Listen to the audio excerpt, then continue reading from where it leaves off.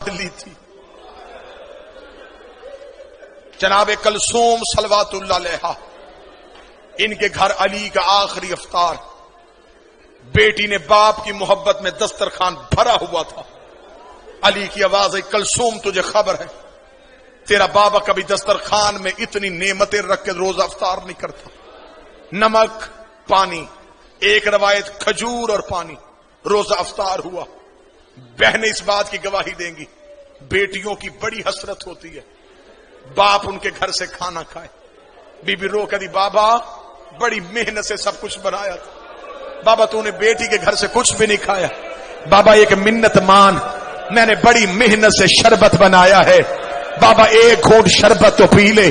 علی نے رو کے کلثوم کے سر پہ ہاتھ رکھا، رکھے گا وہ سنبھال کے رکھ لے، میرا کوئی مہمان آ رہا ہے. بیٹی کو کیا خبر تھی کہ یہی شربت بابے کے قاتل کو پلانا پڑ.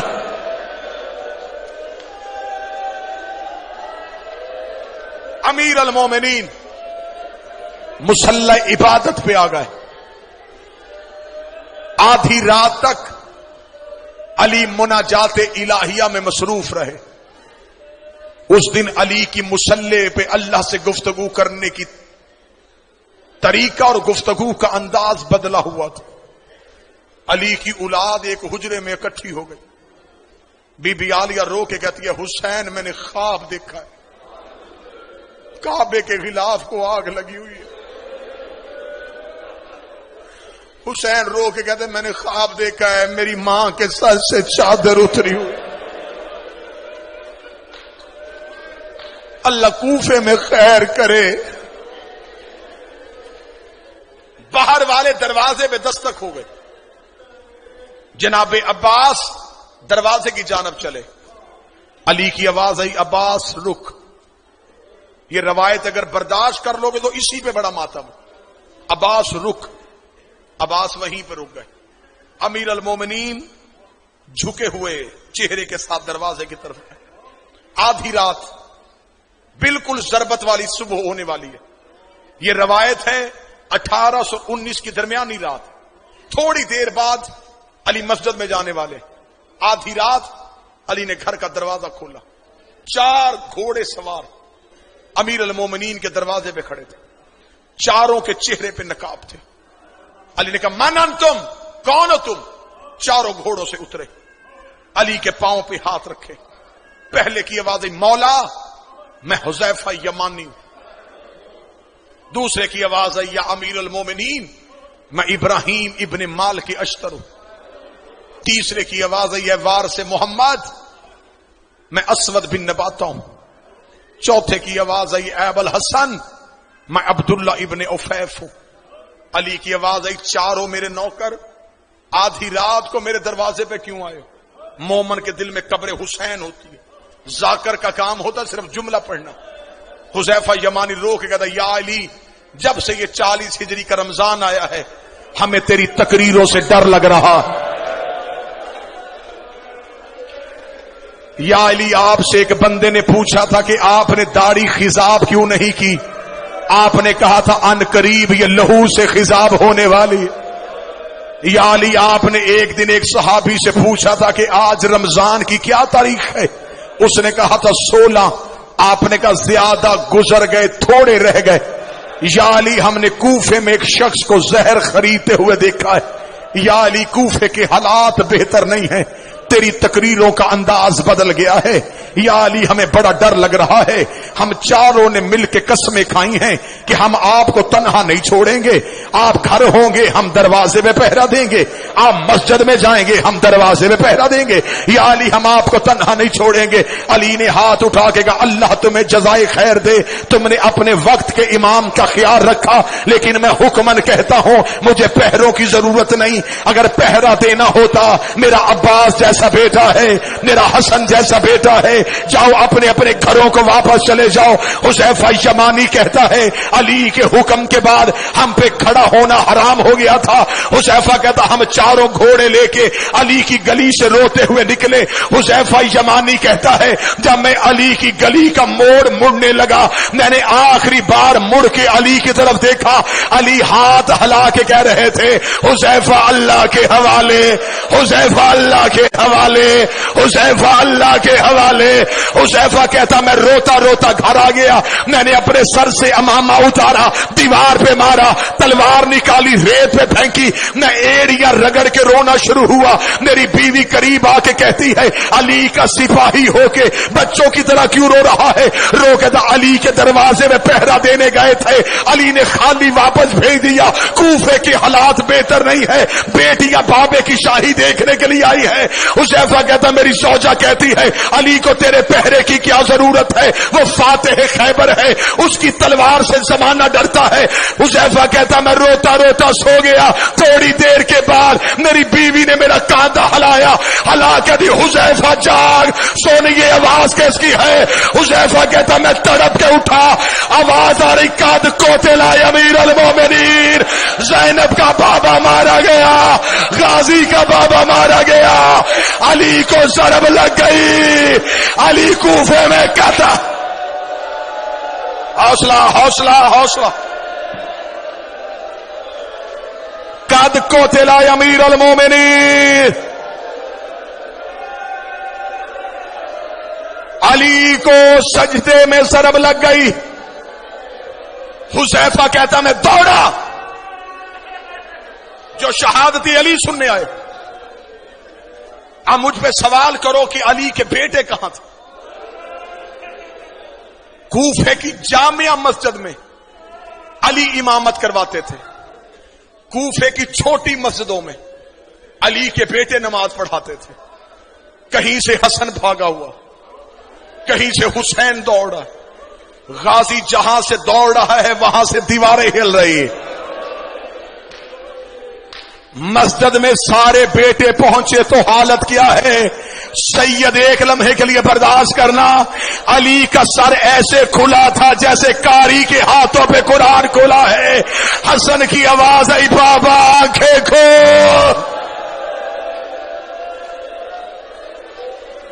مشکل روایت پڑھنے لگا۔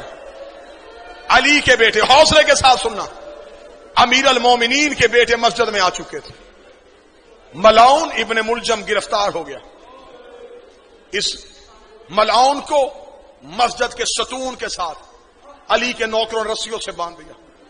کبھی علی کا کوئی بیٹا اس کی طرف دوڑتا، حسین آگے آ جاتا، کبھی حسن آگے آتا، غازی خون آیا ہوا ہے آنکھوں میں، عباس بار بار کبھی قبضہ تلوار پہ ہاتھ، کبھی اس ملعون کا چہرہ۔ عباس اپنے ہونٹوں سے کہہ رہے ہو تو نے میری آقا زادی کے سر کے بال کھلائے، اور تو نے پردیس میں رلا دی علی کی بیٹیاں۔ بار بار حسین عباس کے سینے پہ ہاتھ رکھ کے کہہ رہا تھا عباس چپ، عباس خبر۔ جب علی نے دیکھا کہ عباس روک نہیں رہا، علی کی آواز آئی عباس جلدی جا، کلثوم سے کہہ میرا شربت دے۔ عباس گھر کی جانب دوڑا، جن ماتمیوں نے گلیوں میں رونا ہے ادھر عباس ہاتھوں میں شربت لے کے آیا۔ علی کی آواز آئی عباس اپنے ہاتھوں سے میرے قاتل کو شربت پلا۔ عباس کا سر دیوار پہ لگا، روکے گا دعا کر تیرے غازی کو موت آج۔ حوصلہ حوصلہ حوصلہ۔ بابا میں تیرے قاتل کو شربت پلاؤں؟ آواز آئی عباس تجھے تیار کر رہا ہوں، آج میرے قاتل کو شربت پلا، کل حسین کے کہنے پہ زینب کا خیمہ ہٹانا۔ عباس تو نے بڑے صبر کرنے ہیں، عباس تو نے بڑے حوصلے دکھانے۔ نماز جس پہ ضرب لگی یہ نافلہ نماز کا آخری سجدہ تھا، واجب نماز جناب حسن کی امامت میں ادا ہوئی۔ نماز حسین کی بھی کربلا میں بڑی مشکل تھی، نماز کوفے میں حسن کی بھی بڑی مشکل تھی۔ بابے کا لہو مصلی پہ تھا اور حسن نے کہا اللہ اکبر۔ ادھر زخمی علی کو اٹھایا گیا، ادھر علی کی بیٹیاں دروازے پہ آ کے کھڑی ہو گئی۔ علی کی آواز آئی، حسن میرے صحابہ کو واپس بھیجتے، میں علی گوارا نہیں کرتا میری زینب کی آواز کسی صحابی کے کان میں چلی۔ امیر المومنین کو گھر میں لایا گیا، 19 رمضان کا دن گزر گیا، 20 کی رات گزر گئی، 20 کا دن گزر گیا، 21 کی رات آئی۔ پوری ذمہ داری کے ساتھ پڑھنے لگا، 2 راتیں علی کی بڑی بیٹی عالیہ حجرے کا پردہ ہٹا کے چھپ چھپ کے بابے کو دیکھتی رہے۔ بالکل آخری جملے پڑھنے لگا ہوں، اس کے آگے نہیں پڑھوں گا۔ 21 رمضان کی رات بی بی نے حسن کو اپنے حجرے میں بلایا، مصلی پہ اٹھ کے کھڑی ہوئی، رو کے کہتی حسن 2 دن ہو گئے میرے بابے کو زخمی ہو۔ میں یہ جملہ اپنی ماؤں بہنوں کے لیے پڑھنے لگا، رو کہتی حسن بتا میرا بابا بچ جائے گا؟ حسن رو کہتے زینب بابے کی آخری رات ہے۔ رو کے کہتی پھر مجھ پہ ایک احسان کر، میں ماں کے بغیر کبھی بابے سے ملی نہیں تھی، ایک بار مجھے اپنے ساتھ لے جا کے بابا ملوا دے۔ حسن کی کمر کے پیچھے چلی علی کی بیٹی، علی کا حجرہ بیٹوں سے بھرا ہوا تھا۔ حسن کی آواز آئی بابا تجھے زینب ملنے کے لیے آئی ہے۔ علی بسم اللہ کہہ کے اٹھ کے بیٹھے۔ علی کی آواز آئی میرا ہر بیٹا میرے حجرے سے چلا جائے، آج میری بیٹی مجھے ملنے کے لیے آئی ہے۔ علی کی بیٹے حجرے سے نکلنے شروع ہوئے، زینب کا بدن کانپنا شروع ہوا۔ ادھر سے حسین زینب کے قریب سے گزرے، بی بی نے اب حسین کی ابا میں ہاتھ ڈالا، رو کے کہتی تو رک جا، تو میرے حصے کا بھائی ہے، تیرے بغیر تو میں کربلا بھی نہیں جا سکتی۔ علی کی آواز آئی حسین تو بھی چلا جا، اب اکیلی بیٹی رہ گئی اور ایک زخمی باپ رہ گیا۔ بی بی رو کری بابا میں زندگی میں تجھ سے کبھی بولی نہیں تھی، بابا تیری آخری رات ہے۔ علی کی آواز آئی زینب میرے سرہانے بیٹھ کے مجھے قرآن سنا۔ علی کی بیٹی نے قرآن پڑھنا شروع کیا، علی نے رونا شروع کیا، رو کری بابا تو کیوں رو رہا ہے؟ رو کر بس تیرا لہجہ سننا تھا، اب مجھے پتا چل گیا تو شام کے بازاروں میں خطبے پڑھ لے گی۔ ادھر علی کی آنکھیں بند ہونی شروع ہوئی۔ زینب رو کری بابا جلدی نہ کر، میں نے تیرے کہنے پہ قرآن سنایا، ایک بار آنکھیں کھول، مجھے بتا رسیاں کیسے پہنتے ہیں، مجھے بتا بازاروں میں کیسے چلتے ہیں، مجھے بتا شرابی سے کیسے بولتے ہیں، مجھے بتا پتھر کیسے کھاتے ہیں۔ آواز آئی قالوا انا للہ و انا الیہ راجعون۔